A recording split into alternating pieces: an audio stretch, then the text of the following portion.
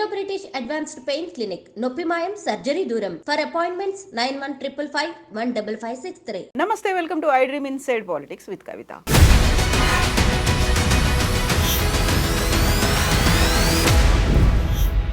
Formula ఈ car racing సంబంధించి కేటీఆర్ని అరెస్ట్ చేయక తప్పదు, ఏ క్షణమైనా అరెస్ట్ అవుతారు. ఇక నెక్స్ట్ టార్గెట్ కేసీఆర్ అనే మాటలు ఎందుకని వినిపిస్తున్నాయి? కాళేశ్వరం ప్రాజెక్టు సంబంధించి విచారణకు కేసీఆర్ హాజరవుతారు, ఆ తర్వాత ఆయన మీద కూడా చర్యలు ఉంటాయి. కేసీఆర్ నెక్స్ట్ ఏంటి? యాక్చువల్గా బీఆర్ఎస్ ఈ మొత్తం ఎపిసోడ్ని ఎలా చూస్తుంది? మనతో పాటుగా ఉన్నారు బీఆర్ఎస్ సీనియర్ లీడర్ కన్నె ప్రభాకర్ గారు. ప్రభాకర్ గారు నమస్తే. సో ఎప్పుడు కేటీఆర్ అరెస్ట్ అవుతాడని మీరు అనుకుంటున్నారు? అంటే పిచ్చి ప్రభుత్వం ఉంటే, పిచ్చి ముఖ్యమంత్రి పిచ్చి నిర్ణయాలు తీసుకుంటే ఏ నిమిషమైనా ఎవరినైనా చేయొచ్చు. ఒక ఫ్యూచర్ విజను, అంటే భవిష్యత్తు, ఈ రాష్ట్రం ఎట్లుండాలి, ఈ రాష్ట్రాన్ని ఎట్లా అభివృద్ధి వైపు తీసుకుపోవాలి, నేను ఇచ్చినటువంటి హామీలని ఏ మేరకు అమలు చేయాలి, ఇది మైండ్లో ఉండి పనిచేస్తేనేమో ఈ అరెస్ట్ల పైన మనం పెద్దగా చర్చించే వాళ్ళం కాదు.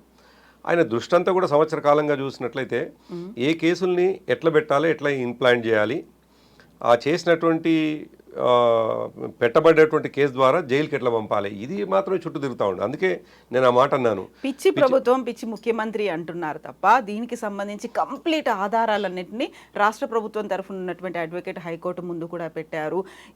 ఏసీబీతో పాటుగా ఈడీకి సంబంధించి వాళ్ళ దగ్గర ఆధారాలు ఉన్నాయి. మరీ ముఖ్యంగా ఇందులో క్విడ్ ప్రోకో కూడా జరిగింది అనేటువంటి వార్తలు వినిపిస్తున్నాయి కదా. అసలు క్విడ్ ప్రోకో ఎక్కడిది, దాంట్లో కేటీఆర్ గారికి రిటర్న్ రావడం ఎక్కడిది? దాంట్లో మనకు చాలా స్పష్టంగా 2022లో బహుశా మే జూన్ ఆ ప్రాంతాన ఎలక్టోరల్ బాండ్స్ అన్ని పార్టీలకు ఇచ్చినారు. బీఆర్ఎస్కి ఇచ్చినారు, బీజేపీకి ఇచ్చినారు, కాంగ్రెస్కి ఇచ్చినారు, చిన్న చిన్న పార్టీలకు కూడా ఇచ్చినారు. ఈ రేస్ ఏమో బహుశా అక్టోబర్లోనో నవంబర్లో జరిగినట్టున్నది. ఆ తర్వాత మళ్ళీ అతను నేను చేయలేకపోతున్నా అన్నప్పుడు మాత్రమే కేటీఆర్ గారు చెప్పినట్టుగా ఆ డబ్బులు ఏవైతే ఉన్నాయో ఆ 54 కోట్లు, కానీ యాక్చువల్గా 54 కోట్లు కావు, 46 కోట్లు మాత్రమే. ఇంకో 8 కోట్లేమో ట్యాక్స్. అయితే ఇందులో క్విడ్ ప్రోకో అనేటువంటి మాట కంటే కూడా ఇచ్చింది చాలా స్పష్టంగా కనిపిస్తూ ఉన్నది. కేటీఆర్ గారే ఒప్పుకుంటున్నారు, తీసుకున్న కంపెనీ కూడా ఉన్నది. తీసుకున్న కంపెనీ ఒకవేళ ఈ రాష్ట్రంలో ఏదైనా పని చేసి ఉంటే, అంతకుముందు అసలు ఏం పని చేయలేదు, అది స్పాన్సర్డ్ కంపెనీ, అది గ్రీన్కో స్పాన్సర్డ్. సో అసలు ఆ కంపెనీ ఈ రాష్ట్రంలో గతంలో బెనిఫిట్ పొంది ఉంటేనో, ఇంకేదన్నా చేసి ఉంటేనో వాళ్ళకి లాభం చేసిన వాళ్ళు అవుతుండే. అట్లా కాకుండా అసలు ఈ రాష్ట్రానికి ఒక మంచి ఇమేజ్ రావాలనేటువంటి ఫార్ములా ఈ రేస్ని నిర్వహిస్తే, ఈ బ్రాండ్ రావాలని చెప్పేసి కోరుకుంటే, దానికి వాళ్ళు సహకరిస్తే దాన్ని కూడా తప్పుబట్టి దీంట్లో క్విడ్ ప్రోకో ఉందని చెప్పి, అసలు క్విడ్ ప్రోకోకు అవకాశమే లేనటువంటి కేసు ఇది. అయితే ఇప్పుడు ఏసీబీ దాడులు కూడా చేస్తోంది గ్రీన్కో కంపెనీ ఆఫీసుల మీద, హైదరాబాద్లోను ఆంధ్రప్రదేశ్లో ఉన్నటువంటి ఆఫీసుల మీద చేస్తూ ఉన్నారు. నిజమే, మనం వాళ్ళు చూస్తూనే ఉన్నాం కదా. అక్కడ మచిలీపట్నంలో చేస్తూ ఉన్నారు, హైదరాబాద్లో కూడా చేస్తూ ఉన్నారు. అయితే చేస్తున్నటువంటి వాళ్ళు కేవలం ఒక తప్పు జరిగితే ఆ తప్పు కొనసాగింపుగా జరిగేటువంటి చర్యలు అయినట్టు కనిపిస్తేనేమో ప్రజలు యాక్సెప్ట్ చేస్తుండే. వాళ్ళు అట్లా కాదు, కక్షపూరితంగా ఏదో పని చేస్తున్నట్టు కనిపిస్తుంది. మనం ఈ ఒక్క అంశాన్ని కాకుండా మనం దాదాపు 5-6 నెలలుగా గమనించినట్లయితే, మనము రాజ్పాకాల ఇంటి మీద దాడి నుంచి మొదలుకొని, రాజ్పాకాల ఇంట్లో వాళ్ళ కుటుంబ సభ్యులందరూ, వాళ్ళ స్నేహితులందరూ కలిసి కూర్చొని కొత్త ఇళ్లలోకి పోతే పార్టీ చేసుకుంటే, దానికి కేటీఆర్ గారు వస్తారు అని, ఆ కేటీఆర్ గారు రాగానే డ్రగ్స్కి సంబంధించినటువంటిది ఏదో ఒకటి అక్కడ ఇంప్లాంట్ చేయాలని చెప్పి అనుకోకుండా, వాళ్ళ దురదృష్టానికి కేటీఆర్ గారు అక్కడికి రాకపోవడం, వస్తాడని అనుకొని 150 మంది పోలీసులు అక్కడికి పోవటము, అది కేటీఆర్ గారు రాలేదు అని తెలిసిన తర్వాత ప్లాన్ చేద్దాం అనుకుంది కూడా ఇవ్వకుండా రిటర్న్ రావటము, ఆయన రాజ్పాకాల స్నేహితుడిని ఒక ఆయనని పట్టుకొని ఆయన ఎక్కడో నెదర్లాండ్స్లో కన్జ్యూమ్ చేసి వస్తే అది ఇక్కడే చేసినని చెప్పేసి అనడం, ఇదంతా కూడా మనకు కనిపిస్తుంది కదా, కళ్ళ ముందు కనిపిస్తుంది. ఏంటంటే ఫ్యాబ్రికేటెడ్ కేసెస్ని చేయాలని ప్రయత్నం చేస్తూ ఉంటారు. ఫ్యాబ్రికేషన్ ఇంట్లో కనిపిస్తుంది. అక్కడి నుంచి వెళ్ళి అన్ని కేసెస్ని చూడండి, అన్ని ఉద్దేశపూర్వకంగా తవ్వుతున్నట్టు కనిపిస్తూ ఉంది. ఇప్పుడు మీరు ఫ్యాబ్రికేటెడ్ కేసులు అనుకున్నప్పుడు ఇన్ని ఆధారాలు ఉన్నాయి అని అడ్వకేట్లు సమర్పిస్తే హైకోర్టు కూడా దాన్ని యాక్సెప్ట్ చేసి ప్లీజ్ గో హెడ్ అని చెప్పింది, క్వాష్ పిటిషన్ని కొట్టేసింది కదా. ఇప్పుడు నేను ఏమంటున్నాను, మనం టెక్నికాలిటీస్ లీగల్ ఇష్యూస్లో ఎక్స్పర్ట్స్ మీకు కాకపోవచ్చు, కానీ కామన్ సెన్స్తో ఆలోచించినప్పుడు వాళ్లకు లాభం చేసింది ఎక్కడా, లాభం చేసిన దానికి తిరిగి వాళ్ళు ఇచ్చింది ఎక్కడా, ఇది నిరూపించాలి. రెండోది కూడా ఏమంటున్నామంటే 54 కోట్ల రూపాయలు ఇచ్చిండు కేటీఆర్ గారు, ఆయన నా మాటతోటే ఇవ్వడం జరిగిందనే మాట కేటీఆర్ గారు చెప్తా ఉన్నారు. కానీ దాని ప్రొసీడింగ్స్ ఎట్లా జరగాలి అనేటువంటిది ఐఏఎస్ ఆఫీసర్లు చూసుకోవాల్సిన అవసరం ఉంది, బ్యూరోక్రాట్స్ చూడాలి. వాళ్ళు ఏ ప్రాసెస్ ఇందులో ఇల్లీగల్గా జరిగినాయి కాదు, ఇర్రెగ్యులారిటీస్ ఏమైనా జరిగినాయని చెప్పేసి అంటే అర్థం ఉంది. ఇల్లీగల్ జరిగింది అనేటువంటి మాట మాట్లాడమే తప్పు. ఇది ఇర్రెగ్యులారిటీస్ అంటేనేమో ఏదన్నా మీనింగ్ ఉంది, అంటే జరగాల్సిన పద్ధతిలో జరగకుండా జరిగింది అంటేనేమో అది ఉంది. అసలు అట్లాగా జరగకుండా ఇదే ఇల్లీగల్ అని చెప్పి కేసు పెట్టాలని ప్రయత్నం చేయడం, దీంట్లో జరిగినటువంటి 54 కోట్ల రూపాయలని అదో చాలా పెద్ద కొండంతలుగా చూపించడం అనేటువంటిదే ప్రజలకు అర్థమైనటువంటి అంశం. ఇది కొండంత అనుకున్నప్పుడు కూడా 54 కోట్లు అయినప్పటికీ కూడా అది ప్రజల సొమ్ము, ప్రజలు కట్టినట్టు సొమ్ము. 5 కోట్లైనా 4 కోట్లైనా 54 కోట్లు అయినప్పటికీ కూడా అందులో అవకతవకలు జరిగాయి, అక్రమంగానే ట్రాన్స్ఫర్స్ అయ్యాయి, ఇల్లీగల్గా జరిగింది అనేది, అక్కడ అనుమతులు అనేవి తీసుకోకుండా ఒక చిన్న సంతకంతోనే పాస్ చేశారు అనేది, ఇవన్నీ 54 కోట్ల రూపాయలు ట్రాన్స్ఫర్ అయిన తర్వాత మళ్ళీ ప్రభుత్వం వచ్చినది. ఈ ప్రభుత్వం వస్తే చేయాల్సిన పని ఏంది? ఏ ఇమేజ్ కోసమైతే ఈ రాష్ట్రానికి, దాంతోపాటు ఇంకోటి ఒక మాట కూడా గుర్తు చేయాలి మీకు, 54 కోట్ల పెట్టుబడి ఉండవచ్చు, కానీ 700 కోట్ల రూపాయలు అప్పటికే రాబడి జరిగింది ఈ రాష్ట్రానికి. ఏదైనా ఒక పెట్టుబడి పెడుతున్నప్పుడు దాన్ని ఖర్చు కంటే కూడా పెట్టుబడిలాగా పెట్టినటువంటి సందర్భాల్లో వచ్చేటువంటి రిటర్న్స్, ఇప్పుడు మనం నీటిపారుదలకు సంబంధించినటువంటి ప్రాజెక్టులను చూసినట్లయితే ఆ నిమిషానికి పెట్టేటువంటి పెట్టుబడి భవిష్యత్తుకు అది రిటర్న్స్ లాగా కనిపిస్తుంది వచ్చే ప్రోడక్ట్ ద్వారా. సేమ్ ఇది కూడా ఇంకో రూపంలో 4-5 కంపెనీలు ఇక్కడికి రావడం జరిగింది, జాక్వార్ లాంటి కంపెనీలు, అనేక కంపెనీలు వచ్చినాయి, వాళ్ళ పెట్టుబడులు వచ్చినాయి వెనకతలలో. తర్వాత అక్కడెక్కడో జైరాబాద్ దగ్గర, సదాశివపేట దగ్గర, అదేవిధంగా అక్కడెక్కడ షాద్నగర్ దగ్గర, ఇక అన్ని ప్రాంతాల్లో ఇండస్ట్రీస్ వచ్చినాయి.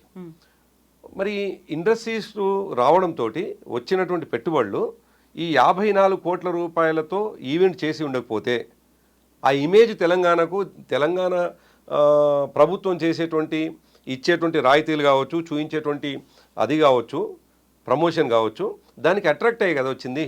అదే అర్థం చేసుకోకుండా 54 కోట్లు పెట్టినారు, 54 కోట్లు కూడా ఏడు చేరింది, గ్రీన్ కోకి చేరింది. గ్రీన్ కో అతన్ని అడగాల్సిన బాధ్యత ఈ ప్రభుత్వానికి ఉంటుందా ఉండదా? అడగాలి కదా, నువ్వు చేస్తావా చేయవా ఈవెంట్ అని. కానీ నువ్వు అడగకుండానే కేసులన్నీ పెట్టే ప్రయత్నం చేస్తూ, అంటే ఆయన మెయిన్ మోటో ఏమవుపడుతుందంటే కేసులు పెట్టడం మెయిన్ మోటో తప్ప ఆ డబ్బులకు సంబంధించినటువంటి రంది కాదు వీళ్ళది. అయితే మళ్ళీ మనం ఇంకొక లాజిక్ని కూడా చూడాల్సిన అవసరం ఉంది. ఈ మాట చెప్పిన తర్వాత రేవంత్ రెడ్డి గారు కానీ వాళ్ళ ప్రభుత్వంలో ఉన్న పెద్దలు కానీ అనేక సందర్భాల్లో కేసులు అని చెప్పిన తర్వాత ఈ కార్ రేసింగ్ అనేటువంటి చర్చ వచ్చిన తర్వాత ఏ ఒక్క రోజు కూడా ఆ ప్రతినిధులు ఎవరైతే ఉన్నారో కంపెనీ ప్రతినిధులు ముఖ్యమంత్రి రేవంత్ రెడ్డిని కలిసి వచ్చినటువంటి విషయాన్ని ఎన్నడూ బయట పెట్టలేదు. ఎప్పుడు ఎవరు బయట పెట్టిన తర్వాత వాళ్ళు దాన్ని ఎండార్ చేసినారు, మేము బయట పెట్టిన తర్వాత, మేము ఫోటోలు చూపించిన తర్వాత అప్పుడు దాన్ని ఎండార్ చేసినారు. అంటే వాళ్ళలో చాలా స్పష్టంగా విషయాలను దాచి కేసులు పెట్టాలనేటువంటి ఆలోచన ఉంది కదా, విషయాలను దాచిపెట్టి కేసులు పెట్టాలి. కాబట్టి ఆ మోటివే చాలా స్పష్టంగా కనిపిస్తున్నది. అనవసరమైనటువంటి ఫ్యాబ్రికేటెడ్ కేసులను పెట్టాలనేటువంటి మోటివ్ కనిపిస్తుంది అనేది ఒకసారి దాన్ని చూస్తే కనిపిస్తుంది, ట్రాక్ చూస్తే, దాన్ని ఫ్రేమ్ చేస్తున్నటువంటి పద్ధతి చూస్తే. కాబట్టి ఈ ఫ్యాబ్రికేటెడ్ కేసు తోటి ఏమవుతుంది? పొలిటికల్ లీడర్సు, నిజానికి ఈ దేశంలో అనేక మంది దేశం కోసం పోరాటం చేసిన వాళ్ళు జైలుకు పోయినారు, లంగ పనులు చేసిన వాళ్ళు కూడా జైలుకు పోయినారు. కాబట్టి జైలుకు పోవడం అనేటువంటి పెద్ద నేరంగా భావించేటువంటి, అందులో ఇటువంటి పనికిమాలిన కేసు పెట్టి జైలుకు పంపాలని ఆయన రాక్షసానందం, ఒక వికృత చేష్టలు చేస్తే అది ఆయనకు నష్టమైంది, ఆయనకు బూమరంగ్ అయింది తప్ప కేటీఆర్ గారికి అయ్యేదేం లేదు. కేటీఆర్ గారు 15 రోజులు, 20 రోజులు, నెల రోజులు జైల్లో ఉంటాడేమో, కానీ అద్భుతమైనటువంటి అన్ని ఆలోచనలు చేసుకుని మళ్ళీ బయటకు వస్తాడు కదా. అయితే ఇక్కడ ఆయన వెళ్తారేమో అనే మాట ఉన్నప్పటికీ కూడా ఒక భయము, ఆందోళన ఏమన్నప్పుడు బీఆర్ఎస్లో పర్టికులర్గా కేటీఆర్లో కనిపిస్తుందా? గతంలో ఈ మాట వచ్చినప్పుడు ఏమవుతుంది, నేను జైలుకి వస్తా, హ్యాపీగా యోగా చేస్తా, ఫిట్గా వస్తా, బయటకు వచ్చాక పాదయాత్ర చేస్తా అన్నారు. 2-3 days బ్యాక్ కూడా లొట్టపీసు కేసు అనేది ఒక కామెంట్ అనేది చేసిన తర్వాత ఇప్పుడు మళ్ళీ పదే కోర్టుకు వెళ్ళడం, క్వాష్ పిటిషన్లు వేసుకోవడం, ఇక్కడ హైకోర్టు కొట్టేసిన తర్వాత సుప్రీంకోర్టుకైనా వెళ్ళాలి అని చెప్పడం, ఇవన్నీ తతంగాన్ని చూస్తుంటే ఒక భయం అనేది స్టార్ట్ అయింది, ఆందోళనగా ఉంది. భయం అనేది అసలే కనిపించట్లేదు కేటీఆర్ గారిలో. మీ ఇంటర్వ్యూకి వచ్చే గంట ముందు కూడా వారితోటే ఉన్నాం మేము. వారంతా చాలా సింపుల్గా ఇష్యూని మాట్లాడుతున్నారంటే ఇది మోటివేటెడ్ కేసు, ఫ్యాబ్రికేటెడ్ కేసు అని అర్థమైన తర్వాత నేను భయపడాల్సిన అవసరం లేదని ఒకటైతే, జైలుకు పోతే ఏమైనా ఉరేస్తారా? జైలుకు పోస్తే ఎంబడే ప్రాణం పోతుందా? జైలుకు పోయినటువంటి వాళ్ళు, మేము కూడా తెలంగాణ ఉద్యమంలో జైలుకు పోయినటువంటి వాళ్ళం. సో జైలుకు మంచి పని చేసిపోయినటువంటి వాళ్ళు ఉన్నారు, ఈ దేశంలో చెడు పని పోయినటువంటి వాళ్ళు ఉన్నారు.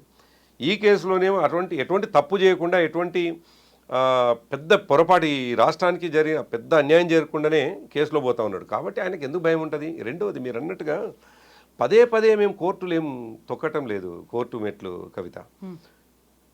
ఒకటి వాళ్ళు పెట్టినటువంటి కేసే రాంగ్ కేసు అని చెప్పేసి కోర్టులో స్క్వాష్ పిటిషన్ ఇచ్చినాం. స్క్వాష్ పిటిషన్లో కోర్టు ఏం చెప్పిందంటే, లేదు మేము అనుమతించమని డిస్మిస్ చేసింది, అంతే. ఆ పెట్టినటువంటి ఛార్జెస్ అన్నీ కూడా రాంగ్ ఛార్జెస్, మీరు విచారణ చేసుకోండి. విచారణ చేసేటువంటి, ఇప్పుడు అసలు మీ కేసే రాంగ్ ఫ్రేమింగ్ ఉంది కదా, మీ కేసే పెట్టినటువంటి ఏవైతే ఉన్నాయో 409, 410 ఏదో ఉన్నట్టున్నాయి, అవన్నీ కూడా రాంగ్, అవి దీనికి అప్లికబుల్ కావు, కాబట్టి దీనికి కొట్టేయండి అన్నారు. కోర్టు సరే ఒక ఆర్డర్ ఇచ్చింది డిస్మిస్ చేస్తున్నట్టుగా. తప్పకుండా ఈ దేశం కల్పించినటువంటి హక్కే, రాజ్యాంగం కల్పించినటువంటి హక్కే. కింది కోర్టుకు పోతాం జనరల్గా, ఏదన్నా అన్యాయంగా కేసులు పెట్టబడ్డప్పుడు, అక్కడ న్యాయం జరగకపోతే ఇంకో పై కేసు పోతాం. అక్కడ ఎవరైనా కేసు పెట్టగానే చక్కగా పోయి జైల్లో కూర్చోవడానికి ఇష్టపడరు కదా ఎవరైనా. న్యాయం అలా స్వాగతించారు ఫస్ట్. ఇప్పటికీ మేమంటున్నాం, వాళ్ళు పెట్టేటువంటి అక్రమ కేసుల విషయంలో తప్పకుండా న్యాయ పోరాటం చేస్తాం. ఎట్ ద సేమ్ టైం ప్రపంచానికి వీళ్ళు చేసేటువంటి తప్పులను కూడా చెప్తాం. స్వాగతించడం అంటే స్వాగతించకుండా మాటలు, ఇప్పుడు ఆయన పెట్టినది ఈ ప్రభుత్వం చేసేటువంటి చర్యలు తప్పకుండా చేస్తారో అని అర్థమైన తర్వాత స్వాగతించకుండా ఉండి ఇంట్లో పోయి పడుకుంటావా? డెఫినెట్గా యాజ్ ఏ రాజకీయ నాయకుడిగా, మా పార్టీ వర్కింగ్ ప్రెసిడెంట్గా కేటీఆర్ గారు అన్నారు, నేను డెఫినెట్గా వెల్కమ్ చేస్తున్నాను, చూద్దాం. వాళ్ళు పెట్టేటువంటి కేసులు ఇది ఎటువంటిగా అయినా నిజంగా కూడా లొటపీస్ కేసే. ఆ కేసులో ఏముందని సామాన్యులు అనుకుంటా ఉన్నారు. సామాన్య జనం కూడా లక్షల కోట్ల అప్పులు చేసిండ్రు, లక్షల కోట్ల అక్రమాలు చేసిండ్రు, అవినీతి జరిగింది. అసలు 85,000 కోట్ల రూపాయలు ఖర్చు పెట్టినప్పుడే కాళేశ్వరం 1,00,000 కోట్ల అవినీతి జరిగిందని మాట్లాడినారు. అటువంటి వాళ్ళు కొండను దొవ్వి ఎలుకను పట్టినట్టుగా 54 కోట్ల వెనుకబడ్డారు. ఇది ప్రజలకు అర్థం కాలేదా? కేటీఆర్ దీనికి బియాండ్ ఉంటారు, ఇంతకు మించి పెద్ద అవినీతి ఏదో చేసి ఉంటారని ప్రజలు అనుకుంటున్నారు.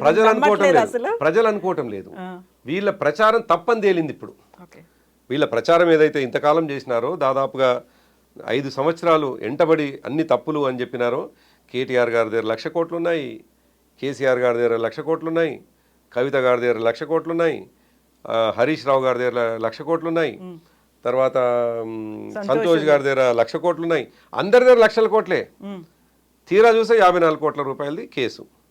అయితే ఈ రాష్ట్రానికి చేసినటువంటి అప్పులు, దేశానికి ఈ రాష్ట్రానికి ఖర్చు పెట్టినటువంటి అప్పులు ఇవన్నీ చేస్తేనేమో 4,25,000 కోట్లు మాత్రం అప్పులు చేస్తే, అప్పులు చేయకుండా ఎటువంటి ఏది లేకుండా చేసినటువంటి తప్పులు ఎంత అంటే, వాళ్ళు చెప్పే ప్రకారం 4-5 లక్షల కోట్ల అప్పు అంటే తప్పులు చేసినారు మా వాళ్ళు, ఆస్తులు సంపాదించారు అనేది ప్రచారం.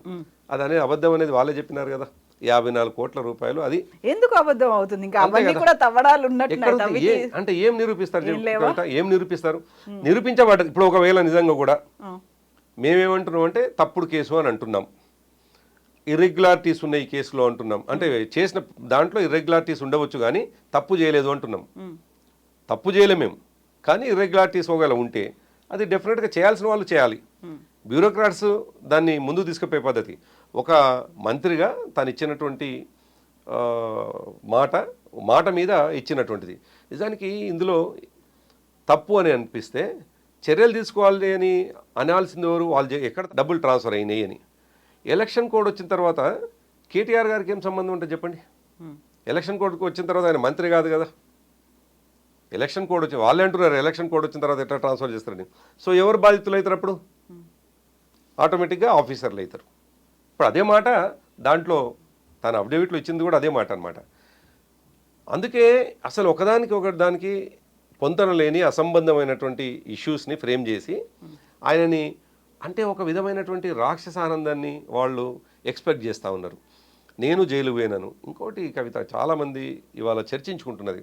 కోర్స్ నేను ఒక బీఆర్ఎస్ నాయకుడిగా ఆ కుటుంబంతో ఉన్న అనుబంధం కావచ్చు, లేదు వారితో నడిచిన ప్రయాణం కావచ్చు, నేను పాజిటివ్గా మాట్లాడుతున్నానని అనిపించవచ్చు. కానీ వాళ్ళ సామాన్యులు కూడా అంటున్నటువంటిది అసలు 54 కోట్ల అదేంటి,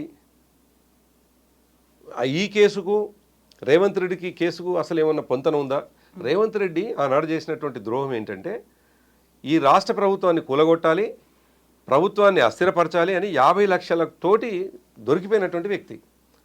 కాబట్టి చాలా కొంతమంది ఆయన రేవంత్ రెడ్డికి సంబంధించినటువంటి సెక్షను ఆయన కూడా జైలుకు పోయింది కాబట్టి కేటీఆర్ గారు ఎందుకు పోకూడదు? గిదా నువ్వు నీకు చేతికి అప్పచెప్తే నువ్వు అనేక విషయాలు ప్రజలకు చెప్పి అధికారంలోకి వస్తే నువ్వు చేయాల్సిన పని ఇదా? ఈ రాష్ట్రంలో చేయాల్సిన పనులు ఎన్ని ఉన్నాయి?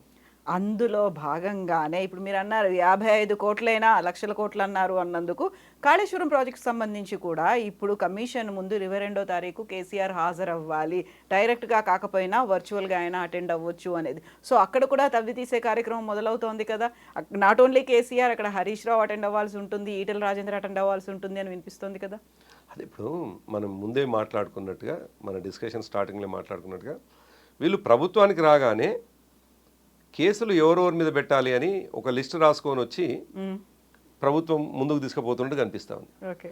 అంతే తప్ప ఏమేం పనులు చేస్తే బాగుంటుంది, ఈ రాష్ట్రం ఇంకే రకంగా అభివృద్ధి పదం వైపు పోవచ్చు, మోడల్ రాష్ట్రాలు ఎట్లున్నాయి, ఏ రాష్ట్రంలో గ్రోత్ రేట్ ఎట్లుంది, అది స్టడీ చేసిపోతేనే బాగుండు. ఇలా స్టడీ అంతా కూడా ఏ కేసులో ఎవరిని జైలుకు పంపాలి, నేను 50 రోజులు జైల్లో ఉన్నటువంటి అనుభవం వీళ్ళకెందుకు కలగకూడదు అనేటువంటి ఒక పిచ్చి ప్రయత్నంలాగా కనిపిస్తుంది. బట్ దాన్ని అలాగే ఎందుకు అనుకోవాలి? గత ప్రభుత్వం అవకతవకలు చేసింది, లేకుంటే ఇప్పుడు కాళేశ్వరం ప్రాజెక్ట్ సంబంధించి నిర్మాణ వైఫల్యాలు ఉన్నాయి, అవకతవకలు ఉన్నాయి. విద్యుత్కు సంబంధించి చూస్తే విద్యుత్ కొనుగోలులో కూడా అక్రమంగా చేశారు, అధిక ధర చెల్లించి కొనుక్కున్నారు. ఇవన్నీ చూస్తే రాష్ట్ర ప్రభుత్వ ఖజానాకి దెబ్బపడింది అనే యాంగిల్లో వాళ్ళు చేస్తున్నారు, ముందుకెళ్తున్నారు. విద్యుత్ కొనుగోలు కావచ్చు, కాళేశ్వరం ప్రాజెక్టు నిర్మాణం కావచ్చు కవిత, ఈ రెండింటిని కూడా విద్యుత్ కొనుగోలులో ఇప్పటికే అది నలిఫై అయిపోయింది. అసలు అనవసరమైనటువంటి సబ్జెక్టుని తెర మీదకి తెస్తూ ఉన్నారు అని అనేక సందర్భాల్లో మేము చెప్పినటువంటి మాట. ఏ అగ్రిమెంట్ జరిగినా ప్రభుత్వానికి మధ్య జరిగిన ఒప్పందమే అనే మాట చెప్పినాం. అది ప్రజలకు చేరింది. ఇంకేదన్నా బిహెచ్ఎల్కు ఇచ్చుంటే అది కూడా ప్రభుత్వ రంగ సంస్థనే. సో అందులో క్విడ్ ప్రోకో అవకాశమే లేదు, క్విక్ బ్యాక్స్ వచ్చే అవకాశమే లేదు. కాబట్టి అసలు ఇంతకుముందే కేసీఆర్ గారు చెప్పినటువంటి మాటనే, ఈ రాష్ట్రానికి 24 గంటల కరెంటు ఉండాలి అని అంటే ₹1 ఎక్కువ ఖర్చు పెట్టైనా పర్వాలేదు, కరెంటు తీసుకొద్దామనేటువంటి ఆలోచన చేసినారు. నిజం కూడా అది కనిపించింది, మన కళ్ళ ముందు ఉన్నటువంటిదే. 24 గంటల కరెంటు అనేటువంటిది. సరే వాళ్ళు పిచ్చి మాటలు మాట్లాడుతూ ఉన్నారు, ఇచ్చిండ్రా ఇవ్వలేదు అని మాట్లాడుతున్నారు. అనుభవంలో ఉన్నటువంటి వాళ్ళకి మనకు తెలుసు, ప్రజలకు తెలుసు 24 గంటల కరెంటు వచ్చిందా రాలేదని తెలుసు. ఇక కరెంటు విషయంలో ప్రజల అనుభవంలోనే ఉంది కాబట్టి వాళ్ళు అనుభవించారు 24 గంటల కరెంటు. కాబట్టి నాణ్యమైన కరెంటు రావాలి అంటే ₹1 ఎక్కువ పెట్టి కొన్నారు అంటే ₹1 ఎక్కువ పెట్టి కొనవచ్చు. అది కేసీఆర్ గారు ముఖ్యమంత్రిగా ఉన్నప్పుడే చెప్పినటువంటి మాట. ఇక కాళేశ్వరం విషయంలో కూడా ఫస్ట్ బేసిక్గా చూస్తే లక్షల కోట్ల తప్పులు చేసిండ్రు, అవినీతి చేసిండ్రు అని చెప్పినారు. పదే చెప్తున్నటువంటి అవినీతి అని చెప్తున్నటువంటి వీళ్ళు ఎక్కడ అవినీతి జరిగింది అంటారు, కాళేశ్వరం మొత్తంలో అవినీతి అంటారు. అవినీతి ఒకవేళ జరిగితే అసలు మిగతా ప్రాజెక్టులన్నీ చర్చించకుండా ఓన్లీ మేడిగడ్డ కోసం మాట్లాడుతారు. మేడిగడ్డలో ఇంజనీరింగ్ డిఫాల్ట్ జరిగింది, దాంట్లో అనుమానం ఏం లేదు, మనకు అనిపిస్తూ ఉంది. ఇంకోటి అది కూడా ఎవరు చేస్తారు? కేసీఆర్ గారు పోయి ఇంజనీర్ కాదు కదా. బట్ కేసీఆర్ గారు చెప్పారు కాబట్టి ఆ డిజైన్ అంతా ఆయన ఫైనల్ డెసిషన్ అనే మాట కూడా అసలు ఆ ఆర్గ్యుమెంట్ అనేటువంటిది ఒకవేళ అటువంటి మాట ఇంజనీర్లు ఎవరని చెప్పినా కానీ అంత పెద్ద తప్పు ఇంకోటి ఉండదు. కేసీఆర్ గారు ప్రతిపాదన పెట్టి ఉండవచ్చు, ఏమని ఫలానా ప్రాంతంలో నీళ్ళు అవైలబిలిటీ ఉందన్నప్పుడు దాన్ని ఏ మేరకు మీరు అంటే కన్స్ట్రక్షన్ని క్వాలిటీ కన్స్ట్రక్షన్ చేయమని చెప్తారా, లేకపోతే ఆ క్వాలిటీ కన్స్ట్రక్షన్ చేయకుండా డిజైన్ ఇచ్చేది ఇంజనీర్లే. అవైలబిలిటీ ఆఫ్ వాటరు ఒక పొలిటికల్గా డిస్కషన్ చేసుకుంటే కేసీఆర్ గారు చేయొచ్చు, ఎందుకంటే ఆయన కొంత డెప్త్గా పోతారు కాబట్టి, కొద్దిగా డీటెయిల్గా ఆలోచిస్తారు కాబట్టి. అందులో మహారాష్ట్రతో గతంలో జరిగినటువంటి డిస్టర్బెన్సు 49 దగ్గర వాళ్ళు కావాలన్నారు, 50 ఎకర్ దగ్గర వీళ్ళు కోరుకున్నారు, లేదు 49కి మీరు పరిమితం కాండి అని చెప్పేసి మహారాష్ట్ర గవర్నమెంట్ రిస్ట్రిక్షన్స్ పెట్టింది హైటు. సో అటువంటి సందర్భంలో అవైలబిలిటీ ఆఫ్ వాటర్ ఎక్కడ ఉంది అనుకున్నప్పుడు మేడిగడ్డ ప్రాంతంలో ఉంది అని, కాళేశ్వరం కింద ఉంది అని, ఇవన్నీ కూడా చూసినప్పుడు అక్కడ కడితే ఇంకెక్కువ లాభం అవుతుందని చెప్పేసి 3 బ్యారేజ్లు వచ్చాయి. మిగతా అంతా కూడా అదే డిజైన్. నిజానికి మనం ఎక్కడి నుంచి వెళ్ళి పైనుంచి చూసుకున్నట్లయితే శ్రీపాద ఎల్లంపల్లి నుంచి వెళ్ళి కింద కొండపోచమ్మ వరకు కూడా చూసుకున్నట్టయితే కొండపోచమ్మది ఒకటి అదనంగా వచ్చింది. కానీ మిగతా అన్నీ కూడా కాంగ్రెస్ ప్రభుత్వంలో డిజైన్ అయినటువంటివే. అయితే ఒక్క మేడిగడ్డలో అది డిఫెక్ట్ అయితే అది మొత్తం కాళేశ్వరమే కొట్టుకపోయింది అనేటువంటి డిస్కషన్ చేయడం అనేటువంటిది రాంగ్ అనేది తేలిపోయింది. మేము ఇంకోటి ఇది ఎప్పుడైతే డిస్టర్బెన్స్ జరిగిందో ఇమీడియట్గా ఈ ప్రభుత్వం రాగానే చర్యలు తీసుకుని ఉంటే అసలు అది కూడా ఇబ్బంది కాదు. ఈ ప్రభుత్వం చేసినటువంటి పిచ్చి పని వల్ల దాదాపు కొన్ని వేల క్యూసెక్కుల నీళ్లు సముద్రంలో కలిసిపోతూ ఉన్నాయి. కాబట్టి కేసీఆర్ గారిని ఆ రకమైనటువంటి ఆరోపణ చేయడం ద్వారా ఆయన క్యారెక్టర్ని మలినం చేయాలనుకుంటే సాధ్యం కాదు. ఎందుకంటే ఆయన వచ్చిన తర్వాత మొత్తం వ్యవసాయ రంగం ఎంత అద్భుతంగా అభివృద్ధి చెందిందో, వ్యవసాయ రంగం పురోగమనంలోకి పోయిందో ప్రజలే చూసినటువంటిది. ఇవాళ ఈ ప్రభుత్వం రాగానే ఎందుకు దిగుబడి తక్కువ వచ్చింది, ఎందుకు నీళ్ళు ఇవ్వలేకపోతున్నారు, ఎందుకు కోదాడ సూర్యాపేట ప్రాంతానికి పోవాల్సినటువంటి ఎస్ఆర్ఎస్పి నీళ్లు పోకలేకపోతున్నాయి. గతంలో కేసీఆర్ గారు ప్రతి చిన్న చెరువు కూడా రిజర్వాయర్ల ద్వారా నీళ్లు నింపి వ్యవసాయాన్ని పెంచినారు. సో ఇవన్నీ కళ్ళ ముందు ఉన్నాయి. ఇవాళ నీళ్లు లేకపోయి దాన్ని ఆరోపణల చుట్టూ తిప్పి, కేసుల చుట్టూ తిప్పి, ప్రజల ఇంట్రెస్ట్ని, ప్రజల ఆలోచన విధానాన్ని పక్కకు పెట్టేసి ప్రజలకు ఏం చేయాలనేటువంటి విషయాన్ని పక్కకు పెట్టి కేసీఆర్ గారిని జైలులోకి పంపాలి, కేటీఆర్ గారిని జైలులోకి పంపాలి, ఈ స్కీమ్ చుట్టూ తిరిగితే ప్రజలు ఎట్లా యాక్సెప్ట్ చేస్తారు? ఇక్కడ ఒక ఇంట్రెస్టింగ్ అంశం గురించి మనం మాట్లాడుకోవాలి. ఇప్పుడు రాష్ట్ర ప్రభుత్వానికి వెరీ క్లోజ్ ఫ్రెండ్ అయినటువంటి ఎంఐఎం చీఫ్ అసదుద్దీన్ ఓవైసీ ఒక కామెంట్ చేశారు. ఎవరైనా జైలుకు వెళ్ళి రాక తప్పదు, అలాంటి పరిస్థితి వస్తుంది, జైలుకు వెళ్ళొస్తేనే ప్రజల పరిస్థితులు, స్థితిగతులు తెలుస్తాయి. అంటే అందులో ఏమైనా నర్మగర్భంగా ఉందా? ఎవరెవరు జైలుకి వెళ్తారు ఏంటి అనేదైనా ముందు ఇండికేషన్ ఇచ్చారా? అంటే మీరు చెప్పిన దాంట్లో 1-2 విషయాలు చర్చ చేసుకుంటే, మొదటిది వాళ్ళిద్దరు అన్నదమ్ములు కూడా జైల్లో పోయి వచ్చినారు కాబట్టి జైల్లో ఎట్లుంటుందో మిగతా వాళ్ళు కూడా చూపించాలని చెప్పేసి ఒక మాట ఉండవచ్చు అందులో. రెండవది ఆయన స్నేహితుడు అయిపోయినాడు. ఇప్పుడు మనకు చాలా స్పష్టంగా అసెంబ్లీలో అసదుద్దీన్ ఓవైసీ గారు ఎంత కాపాడుతూ ఉన్నాడు రేవంత్ రెడ్డి గారిని, ఏ రకంగా ఆయనకు మరి ఏం అభయం ఇచ్చిందో తెలియదు మనకు. కానీ ఆయన కాపాడే పద్ధతి చూస్తే ఎంత ఆశ్చర్యం. మనమైతే మనం చూసినాం. ఒకటి అల్లు అర్జున్కి సంబంధించినటువంటి సబ్జెక్టు అసలు ఎటువంటి అసందర్భమైనటువంటి సబ్జెక్టు. ఆ నిమిషానికి అసలు చర్చ జరుగుతుందేమో రైతు భరోసాకు సంబంధించి. ఆయన క్లారిఫికేషన్స్ ఇస్తున్నటువంటి సందర్భంలో ముఖ్యమంత్రి చివరి క్లారిఫికేషన్లో మా హరీష్ రావు గారు మాట్లాడిన తర్వాత ఈయనని స్పీకర్కు డైరెక్ట్ చేస్తూ ఉన్నాడు. స్పీకర్ గారు ఇంకా ఆయన చెప్పాల్సిన అన్ని విషయాలు చెప్పినారు, ఇంకా మీరు ఆయనకు అవకాశం ఇస్తారని నేను అనుకోవటం లేదు. ఆయన ముఖ్యమంత్రి ఆయనకు డైరెక్షన్ ఇస్తూ ఉన్నాడు. ఇస్తూ మళ్ళీ క్లారిఫికేషన్ మాత్రం అసదుద్దీన్ ఓవైసీకి ఇస్తాడు. ఇచ్చినప్పుడు ఆయన అడిగేటువంటి మాట చెప్పాల్సినంత చెప్పి, ఇదే కాకుండా ఇంకొక మాట అవుట్ ఆఫ్ దిస్ అని చెప్పుకుంటూ మంచు విష్ణు కోసం ఏదో చర్చ, మంచు విష్ణు అంటారు, అల్లు అర్జున్ సంబంధించినది.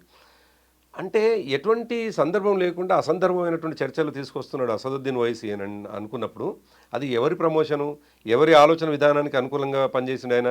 దానికి ఆయన 1 అవర్ ఎక్స్ప్లెనేషన్ ఇచ్చాడు. ఎవరు? రేవంత్ రెడ్డి గారు చేసిన తప్పు, దానికి ఎక్స్ప్లెనేషన్ ఇచ్చాడు. దీంతో వాళ్ళిద్దరి మధ్య ఉన్నటువంటి అండర్స్టాండింగ్ కనిపిస్తూ ఉంది కదా. దీంతో వాళ్ళిద్దరి మధ్యలో ఉన్నటువంటి అనుబంధం అందులో ముందు నుంచి కూడా సరే మా ప్రభుత్వంలో ఉన్నారా, మాకంటే ముందు ప్రభుత్వంతో అడ్జస్ట్మెంట్ ఉందా, వాళ్ళ ట్రాక్ని ఒకసారి చూస్తే, వాళ్ళ నేపథ్యాన్ని ఒకసారి చూస్తే, ఎప్పుడు ఏ ప్రభుత్వం వస్తే ఆ ప్రభుత్వంతో కరెక్ట్గా ఈ నోటితోటే మాట్లాడినటువంటి వాళ్ళు గతంలో వేణువల్ల పొగిడినారు కదా కేసీఆర్ గారిని. అవును, వేణువల్ల పొగిడారు, 10 ఏళ్ల పాటు మీతో ఫ్రెండ్షిప్ చేశారు. అయినప్పటికీ కూడా ఓల్డ్ సిటీకి మెట్రోని తీసుకురావాలి అంటే కేసీఆర్ అసలు ఎప్పుడూ పట్టించుకోలేదు అనే మాట కూడా చెప్పారు. అదే అంటున్నాను కదా, 10 ఏళ్లలోనేమో అసలు కేసీఆర్ గారి నాయకుడు ఉండడం మేము చాలా ప్రౌడ్గా ఫీల్ అవుతున్నాం, తెలంగాణ అంటే అసలు ఇటువంటిది అటువంటిది అని ఇదే అసెంబ్లీలో మాట్లాడినాడు. మళ్ళీ ఇమీడియట్గా ఈ ప్రభుత్వంలో రేవంత్ రెడ్డి గారిని పొగుడుతూ ఉన్నాడు. దాంతో వాళ్ళ క్రెడిబిలిటీ ఏంటి అనేట్టు కనిపిస్తుంది. సో ఈ క్రెడిబిలిటీ లేనటువంటి వాళ్ళు ఇవాళ ప్రజల్లో క్రెడిబిలిటీ కరువైనటువంటి వాళ్ళ గురించి పెద్దగా చర్చ ఏం లేదు. వాళ్ళు ఏదైనా మాట్లాడుతారంటే బ్యాక్ దాని వెనుక ఏదో ఉంటుంది అనేటువంటిది, డెఫినెట్గా హిడెన్ ఎజెండా ఉంది అనేటువంటిది ప్రజల్లో ఉన్నది. కాకపోతే మీరు అన్నట్టుగా ఇప్పుడు ఆయన రేవంత్ రెడ్డి దగ్గర స్నేహితుడిగా మారిండ్రు కాబట్టి వాళ్ళకి ఏమైనా లిస్ట్ రాసిస్తే ఈయన బయట చదువుతున్నాడేమో చూడాలి. ఎందుకంటే ఈయన చాలా మందిని పంపించాలనే ఆలోచన ఉందో ఏమో వీళ్ళకి. మరి అటువంటి దాన్ని ఆయన అసదుద్దీన్ ముందు మాట్లాడినట్టున్నాడు. సరే, వాళ్ళు ఏం మాట్లాడుతుండ్రు అనేటువంటి కంటే ఇప్పుడు బాధ్యత లేనటువంటి వాళ్ళు ఎంఐఎం పార్టీకి సంబంధించినటువంటి వాళ్ళు ఏం మాట్లాడారనే చర్చని పక్కకు పెడితే బాధ్యతగా ఉండాల్సినటువంటి కాంగ్రెస్ పార్టీ నాయకులు కావచ్చు, ముఖ్యమంత్రి ఏం చేస్తుండ అనేది ముఖ్యం. కాబట్టి వాళ్ళు చేస్తున్నటువంటి చర్యలు చిన్నపిల్లల చర్యలాగా ఉంది, పిచ్చి ప్రయత్నంలాగా ఉంది, ఒక రివెంజ్ పాలిటిక్స్ నడుపుతా ఉన్నారు. ఇదంతా కూడా మంచిది కాదు, ఈ రాష్ట్రానికి మంచిది కాదు. అయితే ఇక్కడే ఒక క్లియర్గా ఒక మాట కూడా మనం మాట్లాడుకోవాలి. కేటీఆర్ అరెస్ట్ అవుతారు అనేది ఒక రకంగా కాంగ్రెస్ పార్టీ నుంచి వినిపిస్తుంది. అదే ఊహాగానాలు బీఆర్ఎస్ పార్టీ కూడా చేస్తున్నట్టు కనిపిస్తోంది. గతంలో పాడి కౌశిక్ రెడ్డి ఒక మాట అన్నారు, కేటీఆర్ని కనుక మీరు అరెస్ట్ చేస్తే రాష్ట్రం అగ్నిగుండం అయిపోతుందని. మీకు వచ్చినటువంటి డైరెక్షన్స్ ఏంటి అసలు? యాక్చువల్గా అరెస్ట్ అవుతే నెక్స్ట్ కార్యాచరణ ఏముండాలి? డైరెక్షన్స్ ఏం రాలేదు కవిత. ఎందుకు మా పార్టీలో అరెస్టు అనేటువంటి విషయం ఒక నిజం కూడా అరెస్ట్ అంటూ జరుగుతాయి. ఎందుకంటే వాళ్ళ దుందుడుకు చర్యలు, వాళ్ళ ఆతృత, వాళ్ళ యొక్క కోర్టులను ఆశ్రయించే పద్ధతి చూస్తేనేమో చేస్తారేమో అరెస్ట్ అనేటువంటిది. సరే, పాడి కౌశిక్ రెడ్డి గారు రిథమిక్గా ఏదన్నా ఆ సందర్భానికి అనుకూలంగా అందులో కొద్దిగా యువకుడు కొద్దిగా ఆవేశంతో అన్నాడేమో. కాకుండా మీరు ఇప్పుడు అన్నమాట డైరెక్షన్ రాలేదు అన్నారు అనుకోండి, డైరెక్షన్ రాకపోతే ఎనీవన్ క్యాన్ డూ ఎనీథింగ్ అన్నట్టుగా ఉంటుంది. ఎందుకంటే ఎందుకో చెప్తాను, కేసీఆర్ గారి ఆలోచన విధానం ఎట్లుంటుంది అనేది బీఆర్ఎస్ పార్టీ ప్రతి కార్యకర్తకు తెలుసు. మీరే చూసినారు, మీరే ప్రత్యక్ష ఉదాహరణ. 2001 నుండి 2009 ఆయన ఆమరణ దీక్షకు పోయేంత వరకు కూడా చిన్న సంఘటన జరగకుండా, చిన్న రక్తపు చుక్క పడకుండా తెలంగాణ ఉద్యమాన్ని నడిపినారు. ఆయన ఫోకస్ అంతా తెలంగాణ ఎట్లా తీసుకురావాలి అని చూసినారు తప్ప ప్రభుత్వానికి సంబంధించినటువంటి ఆస్తుల విధ్వంసం వైపు, ప్రభుత్వాన్ని రెచ్చగొట్టే వైపు ఎన్నడూ కూడా ఆయన ఆలోచన విధానం ఉండదు. మా పార్టీ అధ్యక్షుడిగా ఆయన లైన్ ఏందో మాకు ఐడియా ఉంది. మేము పార్టీ నాయకులుగా మేము అనేక సందర్భాల్లో మా అనుభవంలో ఉన్నటువంటి అంశాలు. కాకపోతే డెమోక్రటిక్గా మేము తప్పకుండా నిరసనలు తెలుపుతారు. మా పార్టీ వర్కింగ్ ప్రెసిడెంట్ అరెస్ట్ ఒకవేళ అయితే ఎందుకు ఊకుంటాం? మౌనంగా ఊకుంటాం కదా. డెఫినెట్గా ప్రజాస్వామ్య పద్ధతిలో మాత్రమే మా నిరసనలు ఉంటాయి. ప్రజాస్వామ్య పద్ధతిలో మాత్రమే మా యొక్క మాటలు ప్రభుత్వానికి వినిపించేటట్టు చేస్తాం. అంతే తప్ప ఈ అగ్నిగుండాలు, ఈ అగ్నికి ఆవుతవుళ్ళు ఇవన్నీ కూడా ఏం జరగవు. జరగడానికి మా కార్యకర్త ఏ కార్యకర్త కూడా నిర్ణయం తీసుకోరు. ఎందుకంటే మా కేసీఆర్ గారి ఆలోచన విధానం ఈ ప్రభుత్వం ఆస్తులు విధ్వంసం అంటే అది అల్టిమేట్గా పేదవాడి మీద పడుతుంది, మా మీద పడుతుంది, మనందరి మీద పడుతుంది. కాబట్టి ఆ సోయి ఉంటుంది, సామాజిక స్పృహ ఉంటుంది కేసీఆర్ గారికి. కాబట్టి ఎట్టి పరిస్థితుల్లో కూడా ఆయన ఆలోచనని ముందు తీసుకెళ్ళిపోయే వాళ్ళం మేము ఉంటాం. కాబట్టి ఎట్టి పరిస్థితుల్లో కూడా విధ్వంసాలు అనేటువంటివి జరగవద్దని కూడా మీ ద్వారా కూడా నేను రిక్వెస్ట్ చేస్తూ ఉన్నాను. ఎట్టి పరిస్థితుల్లో ఒకవేళ కేటీఆర్ గారిని అరెస్టు చేయడం అనేది దుర్మార్గం. ఒకవేళ చేస్తే అక్రమం.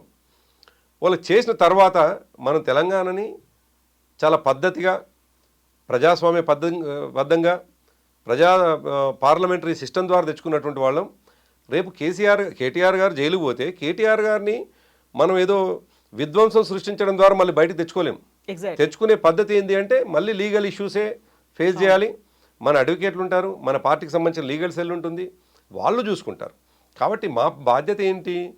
మేము కేటీఆర్ గారు ఒకవేళ జైలుకు వెళ్తే వారు లేనటువంటి సందర్భంలో ఈ ప్రభుత్వాన్ని ఎట్లా నిలదీయాలి, ఈ ప్రభుత్వం ఇచ్చినటువంటి హామీలని ఎట్లా అమలు చేయాలి, దాని మీద మా దృష్టి ఉంటుంది. దాని మీదనే ఫోకస్ పెడతాము తప్ప ఒకవేళ అరెస్ట్ అయితే మళ్ళీ వచ్చేంత వరకు మా అడ్వకేట్లు చూసుకుంటారు. అది మా బాధ్యత కాదు. కాబట్టి మా దృష్టి దాని మీద స్పెసిఫిక్గా ఏముండదు. మాకు ఆ డైరెక్షన్స్ కూడా నిజానికి మా పార్టీలో కేసీఆర్ గారు కావచ్చు, కేటీఆర్ గారు కావచ్చు ఎట్టి పరిస్థితుల్లో కూడా విధ్వంసాన్ని సృష్టించేటువంటి ఆలోచన చేసేటువంటి వారు ఉంటే కూడా వాళ్ళను నిలువరిస్తారు తప్ప ఎంకరేజ్ ఎట్టి పరిస్థితులు చేయలేదు. ఇప్పుడు నేను దాదాపు 7 years స్టేట్ యూత్ ప్రెసిడెంట్గా పనిచేసినాను. ఆ తర్వాత పార్టీ జనరల్ సెక్రటరీగా పనిచేసినాను. అనేక కీలక నిర్ణయాలు నేను భాగస్వామ్యం అయి ఉన్నవాన్ని. కాబట్టి కేసీఆర్ గారి ఆలోచన విధానం మాకు తెలుసు. కాబట్టి నేను వారి ఆదేశం ఎటువంటిది లేకున్నా నేను వ్యక్తిగతమైనటువంటి నా అనుభవంతో నేను ఇవాళ మా క్యాడర్కి చెప్తా ఉన్నా, ఎట్టి పరిస్థితుల్లో ఎవరు విధ్వంసం వైపు పోరు.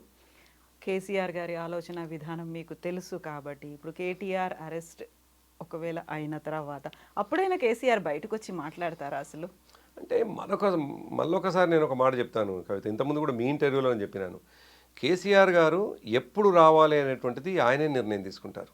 బయటికి ఈయన అరెస్ట్ కాగానే తెల్లారే వస్తాడా, సంవత్సరానికి వస్తాడా, అసలు అరెస్ట్ కోసం మాట్లాడా అనేటువంటిది ఎవరు ఊహించలేనటువంటిది విషయం.